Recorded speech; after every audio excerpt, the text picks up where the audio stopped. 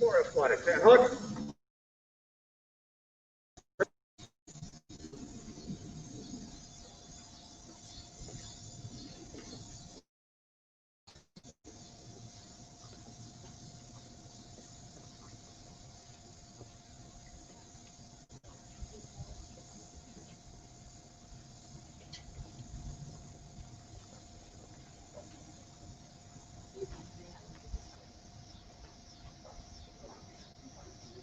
Warrior arms. Parade rest.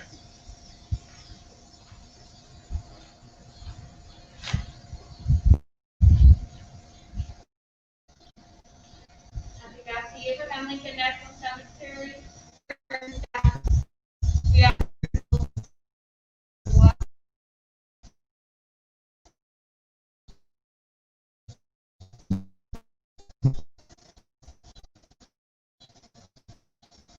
the Abraham Lincoln National Cemetery and the United States Army honors.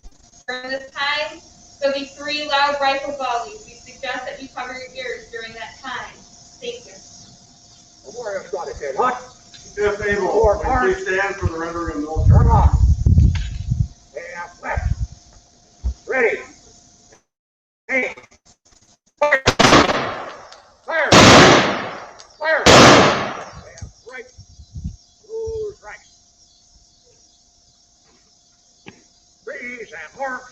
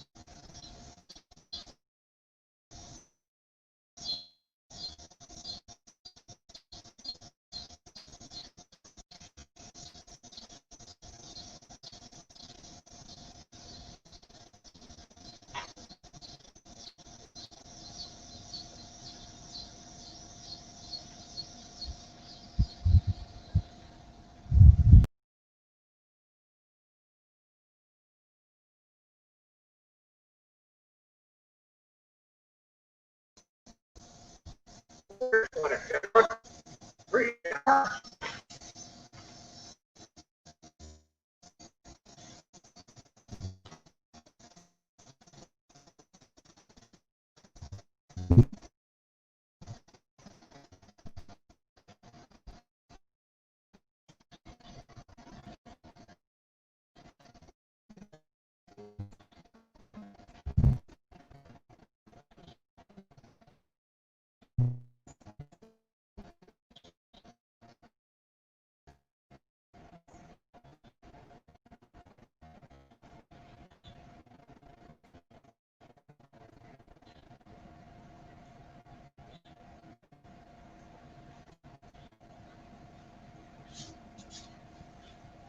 We remember the National Cemetery Memorial Spot. It's honored to present these cartridges representing the 3 volleys fired today in recognition of their local town service.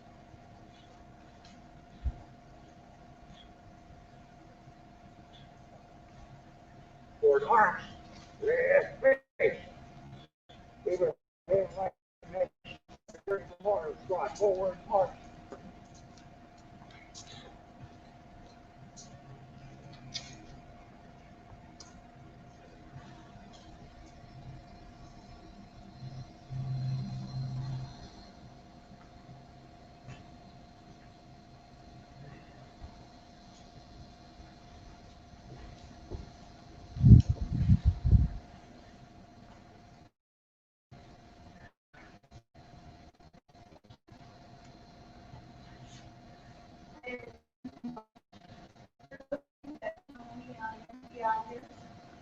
I'm the oldest daughter in the elected family of Norman Levine.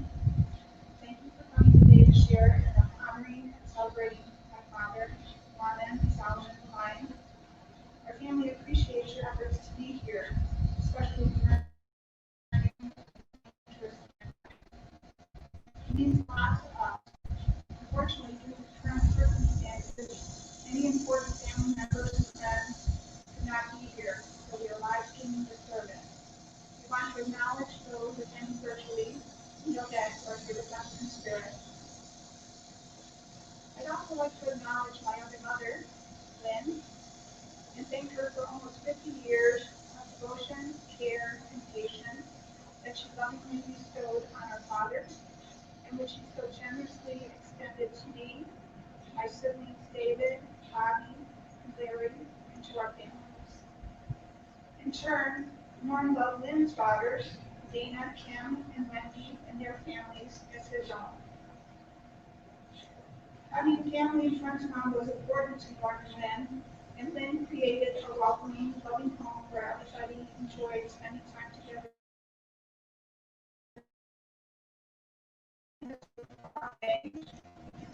She continues to play an important role in our family.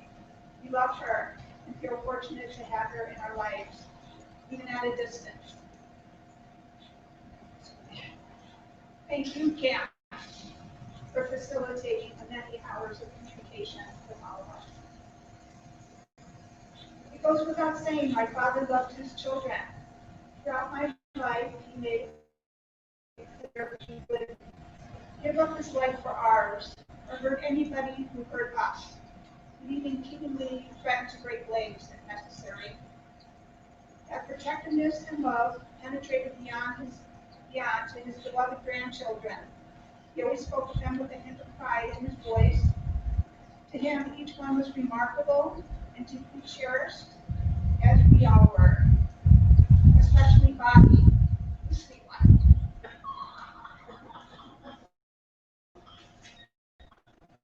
Over 30 years ago,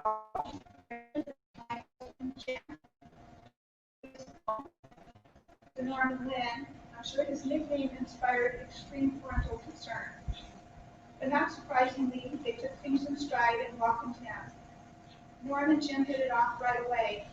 My father viewed him as a friend, a confidant, and treated him like a son.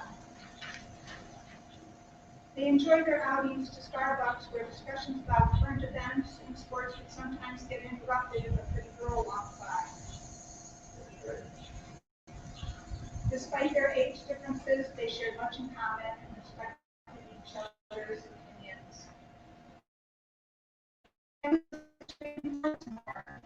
He loved and admired his father, Samuel, adored his mother, Lillian, but it was with his sister, Sari, and brother-in-law, Jack, that he shared a uniquely close bond of friendship. Those loving relationships created a closeness that spilled over to my cousins, Herb, Ira, Marcia, and Jonathan, and they ultimately include their families as well. He also had a close relationship with his cousin Bernie Levine and Bernie's wife Cindy. They spent hours playing cards, talking sports, and enjoying Cindy's famous pork tenderloin.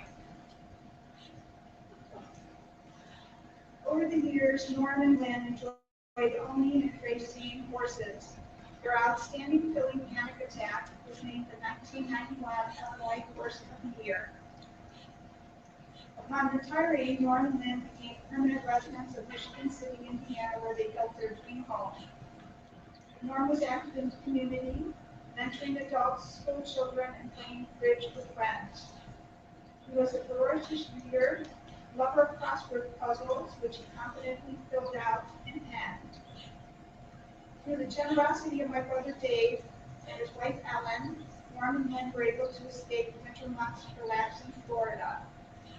But no matter where Norm went, his outgoing nature and genuine interest in people resulted in friendships. At the age of 18, Norm served as an Army MP in Casablanca during World War II. And although he was modest with his contributions, he was proud to serve his country. Today we thank the Honor Guard soldiers and volunteers for their participation in this special ceremony in my father's memory. Before I close, it's important to me to thank my family, my siblings, and cousins, and my friends for their love and support, not only for Norm and Lynn during their time of need, but also for me. When I asked for suggestions from my father's epitaph, my brother Dave went a brief but appropriate phrase. Big Norm, big heart, and all that knew him would surely agree.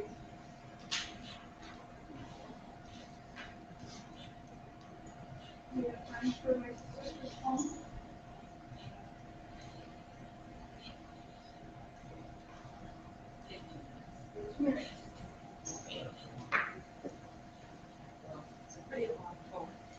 Norm loves color, so we're dressed in color here today.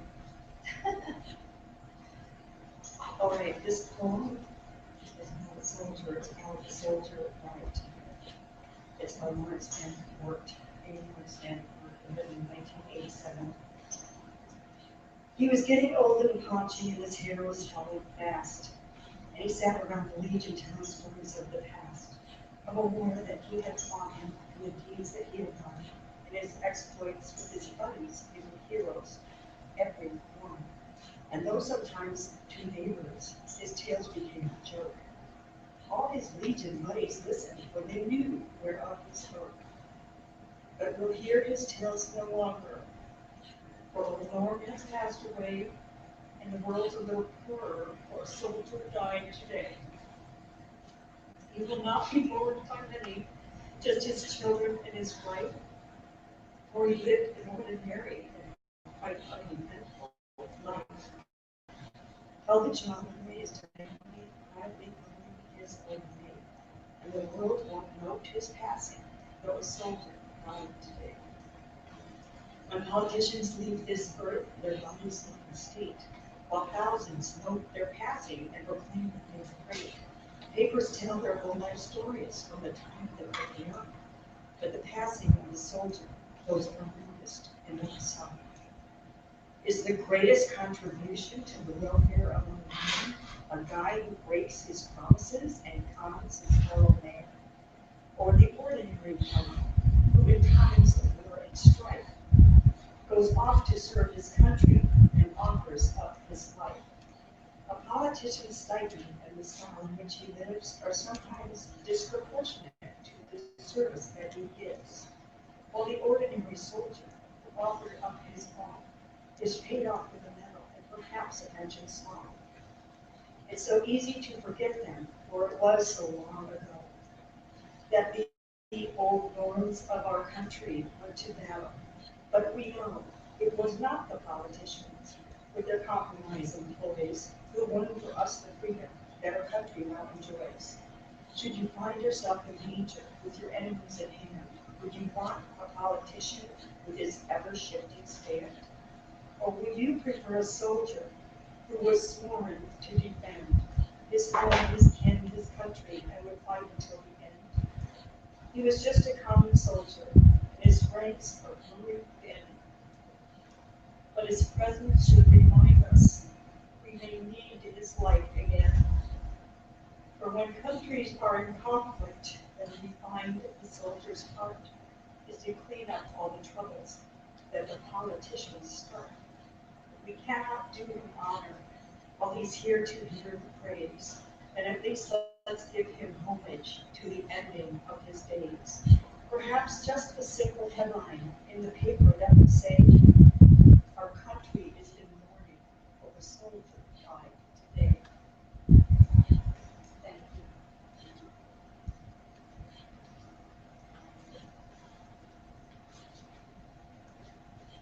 That concludes the services here at Abraham Lincoln National Cemetery. Thank you all for coming.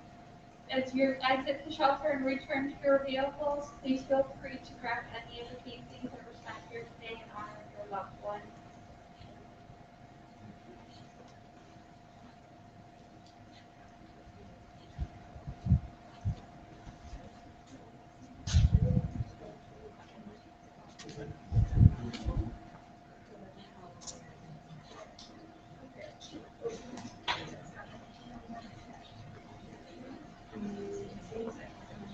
Okay.